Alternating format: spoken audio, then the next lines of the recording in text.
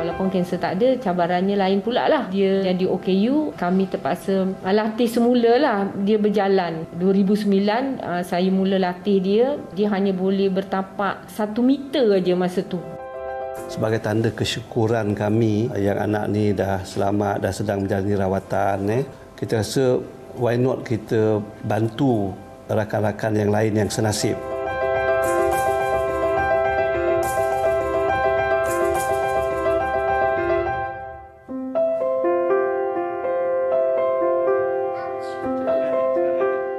Memiliki cahaya mata yang sempurna sifat serta comel adalah impian semua pasangan yang bergelar suami isteri.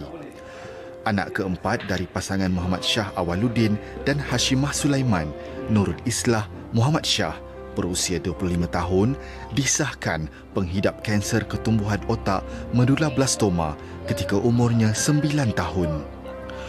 Bagai tsunami melanda kehidupan yang lazimnya normal, sebagaimana keluarga lain, kehadiran kanser menjadi titik permulaan kepada perjalanan luar biasa Nurul Islah dan bapanya Muhammad Shah. Masa tu umur dia baru 9 tahun, darjah 3. Dia balik rumah, dia cerita balik di sekolah, dia cerita kadang-kadang dia ada macam masalah penglihatan, mata dia kabur untuk tengok whiteboard kat depan. Dan dia pun juga dah mula sakit kepala lah pada masa tu. Ya, kami bawa dia pergi jumpa doktor mata. Ada 2 doktor mata kami bawa. Kemudian salah seorang daripada doktor mata tu beritahu mata tak ada masalah apa-apa pun. Dia kata dia suggest dicadangkan bawa ke CT scan lah. Result CT scan tu kita orang bawa pergi jumpa doktor yang kita orang biasa. Dia dah nampak ada tumor dekat situ. Ya, kita orang kena pasti melalui doktor-doktor pakar tumor tu berada di cerebellum lebih kurang dalam 5 cm lah. Jadi tumor yang berada di cerebellum tu doktor cadangkan untuk operate lah. Makan nak duduk. Walaupun Nurul Islah yang lebih mesra disapa Kak Cik selamat menjalani pembedahan, namun kesan rawatan secara fizikal dan psikologi terus menyelubungi keluarga ini. Selesai operation, sebulan lepas tu dia menjalani rawatan radioterapi sebanyak 29 kali lah. Ya. Kemudian kemoterapi sebanyak 8 cycle selama hampir 2 tahun. Ya, 2007 sehingga 2009 lah rawatannya. Jadi kesan daripada semua rawatan tu dan kanser otaknya, dia menjadi OKU sehingga sekarang lah. Saya rasa stres saya masa tu memang level paling tinggi lah. Even masuk bawa kereta pun menangis kan. Selain bermasalah pergerakan kaki dan tangan, kesan rawatan kanser juga menyebabkan Kak Cik mengalami gangguan pada penglihatan, pendengaran serta pertuturan. Menyedari mereka perlu kuat dalam menghadapi cabaran baharu ini, pasangan suami isteri ini segera bangkit demi masa depan anak-anak mereka. Mainan ni, walaupun mainan itu budak-budak, tapi sebenarnya dia boleh guna juga. Jadi dia gunakan ni, macam dia buat lukisan ke, dia menulis ke, itu semua ialah part of the rehabilitation. Kalau dalam hospital tu dia panggil occupational therapy lah, terapi cara kerja. Jadi benda ni berterusan dah. Dia alhamdulillah dia punya kesan tu memang kadang-kadang kita tak nampak, tapi jaga lama-lama akan nampaklah improvement sikit-sikit macam tu. Betul. Pakai rollator. Walaupun kanser tak ada, cabarannya lain pula lah. Dia jadi OKU, kami terpaksa latih semula lah. Dia berjalan. Ya, daripada 2009 saya mula latih dia. Dia hanya boleh bertapak 1 meter aja masa tu. Daripada 1 meter tu dengan latihan-latihan yang pelbagai lah. Ya, dengan pelbagai fisioterapinya dan pelbagai air terapinya dan buat di rumah, akhirnya Islah boleh berbasikal pula.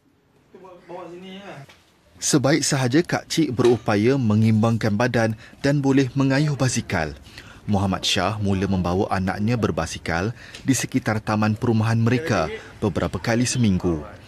Menerusi cara ini, ia bukan sahaja dapat menghilangkan kebosanan Kak Cik yang menghabiskan sebahagian besar masanya terkurung di rumah, malah membantu proses pemulihan fizikalnya. Aktiviti berbasikal ni memang banyak faedahnya pada Kak Cik Islah. Pertamanya nak latih untuk kekuatan kaki kan. Bila kaki dia kuat, dia lebih stabil. Kemudian pernafasan dan emosi juga, sebab bila berkayuh dia rasa lebih seronok, lebih tenang. Jadi insya-Allah benda-benda tu membantu proses rehabilitasi dia lah.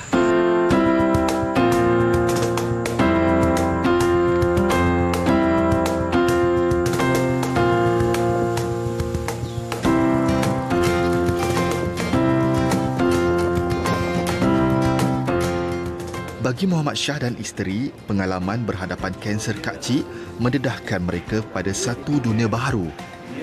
Menyedari bilangan pesakit kanser kanak-kanak semakin meningkat, Muhammad Shah mencadangkan penubuhan satu pasukan sokongan bagi membantu ibu bapa yang senasib dengan mereka. Dari situlah tertubuhnya Cancer Associates and Kindred Network atau CAKNA, bertempat di Pusat Perubatan Universiti Kebangsaan Malaysia yang kini dikenali Hospital Chancellor Tuanku Mukhris. Sebagai tanda kesyukuran kami yang anak ni dah selamat, dah sedang menjalani rawatan dan juga menyedari bahawa penyakit kanser kanak-kanak ni sentiasa aja ada orang yang akan kena. Kita rasa why not kita bantu rakan-rakan yang lain yang senasib. Jadi saya ajak kawan-kawan yang beberapa orang ibu bapa yang sama senasib tu, kita kata kita buatlah satu grup informal, kita bagi sokongan moral, berkongsi pengalaman, pengetahuan dengan ibu bapa lain yang anak dia juga kena kanser. Di ward itulah. So bermula macam itulah sehingga tahun 2013 bila kita tengok kita dah mula buat operasi ni dan juga ada orang ahli keluarga, kawan-kawan bagi sumbangan, publik pun mula ada bagi sumbangan, kita pun daftarkan CAKNA ni. Zuriana Yahin, 54 tahun, antara yang menyertai CAKNA sejak ia diwujudkan. Seperti Kak Cik, anaknya Alisha Azmi juga penghidap medulablastoma. Dilahirkan normal, Alisha, 17 tahun, kini hilang upaya untuk berjalan selepas menjalani pembedahan. Dia juga terpaksa bergantung kepada alat bantuan pernafasan untuk menyalurkan oksigen yang cukup ke paru-parunya. Ini menyebabkan Alisha terpaksa menghabiskan sebahagian besar daripada masa remajanya di rumah. Persahabatan Alisha dan Kak Cik berputik ketika mereka menjalani rawatan di hospital yang sama. Kini, persahabatan mereka menjadi semakin erat. Demi sahabatnya, Kak Cik menanam azam untuk membantu. Kak Cik, kesianlah kat dia. Kak Cik pun rasa rakat dengan dia segala. Kak Cik pun dah angkat dia macam adik sendiri kan. Adik angkat. Kesianlah dia tak dapat keluar. Selalu mesej dia. Dia kata dia tengok TV je. Main game. Duduk rumah tak ada buat apa. Kak Cik dengan niat untuk bantu Alisha, untuk Alisha dapat gegas daripada kakak apa tu? Kakak alat pernafasan tu. Dia boleh keluar, dia boleh pergi belajar. Dengan kerjasama ibu bapanya serta CAKNA, Kak Cik menggerakkan usaha murni mengumpul dana untuk Alisha. Dana itu bertujuan membeli alat bantuan pernafasan mudah alih untuk Alisha menggantikan alat pernafasan berkuasa elektrik yang digunakan sekarang. Pada November 2022 lalu, Kak Cik dan Muhammad Shah memulakan kayuhan basikal jelajah Negeri Sembilan. Kayuhan CAKNA Gold Ribbon Ride 2022 sejauh hampir 500 km ini mengambil masa selama 1 minggu.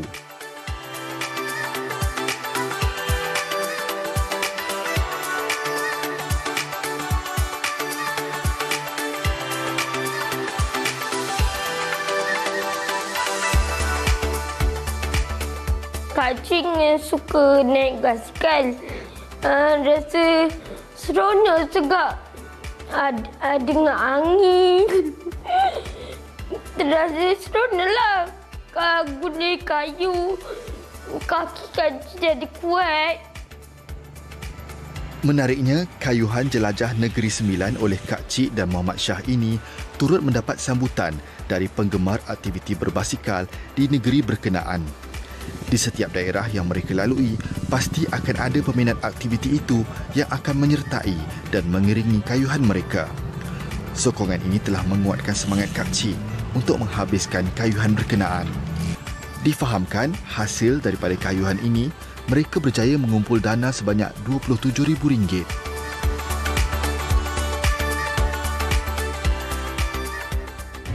Semakin dekat nanti tarikh nanti, kami akan tingkatkan lagi lah sebab kita punya kayuhan, cadangan kita, plan kita ialah bawah 100 km sehari lah. Kalau ikutkan route yang kami dah mapkan tu, dia jumlah kayuhan tu lebih daripada 2,200 km dalam 30 ke 40 hari jugalah.